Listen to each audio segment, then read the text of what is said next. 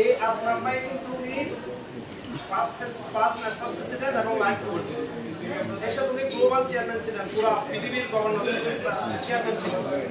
এরকম একজন ব্যক্তির হাতে এই ক্লাবের ফান্ডিং হয়েছে। এর পরবর্তীতে আমাদের আরো ফার্স্ট ন্যাশনাল প্রেসিডেন্ট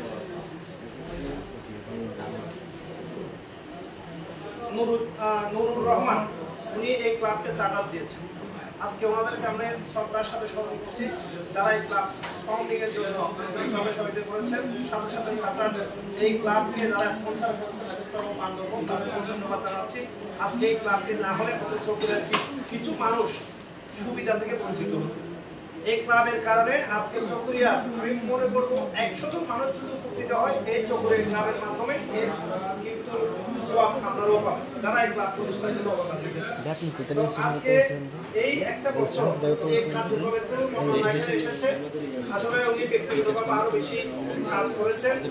যাই হোক, মোর্শেদ ভাই সব একজন উদ্ভাবনার সাথে সাথে উদ্ভাবনা করার সাথে সাথে এই ক্লাবের জন্য এত কাজ করেছে, সেটা অনেক বেশি। ওনার পরিবারকে সময় না দিয়ে, ওনার আত্মীয় স্বজনকে সময় না দিয়ে, ওনার ঘনিষ্ঠ জন যারা আছে তাদেরকে সময় না দিয়ে উনি এই ক্লাবের জন্য কাজ করেছেন। আপনাদেরকেও বিরক্ত করেছেন, নিজেও বলেছেন, আপনিও বলেছেন, ফোন করেছেন। ওনার ব্যক্তিগত কোনো কাজ কিন্তু আপনাদেরকে ফোন করে নেই, আপনাদেরকে চালাইছে। ওনার এই যে চক্রের সাথে কাজ শুরু করেছে। তো আমি মনে করি জানুয়ারি ডিসেম্বরে চট্টগ্রামের যে কয়টা ক্লাব আছে, নতুন বোয়ালখালী ক্লাব হচ্ছে, ওটা সব 20টা ক্লাব হচ্ছে।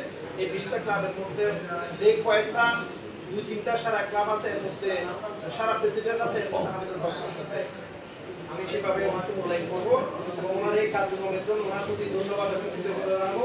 আমি গভর্নরের এই পিরিয়ডটাতে উনি আমাদেরকে সর্বোচ্চ সহযোগিতা করেছেন এবং জেলা টিমকে সমৃদ্ধ করেছেন এবং চকরিয়াকে সমৃদ্ধ করেছেন। এই জন্য আমি অ্যাপেক্স বাংলাদেশের পক্ষ থেকে, জেলা টিমের পক্ষ থেকে ধন্যবাদ এবং কৃতজ্ঞতা জানিয়ে মোর্শেদ ভাইয়ের উত্তরোত্তর সফলতা এবং সবসময় মোর্শেদ ভাই এই ক্লাবের সাথে থাকবেন এবং আগামীতে জেলা এবং ন্যাশনাল পর্যায়ে নেতৃত্ব দিবেন, সেই প্রত্যাশা করে আমি আমার বক্তব্য শেষ করছি।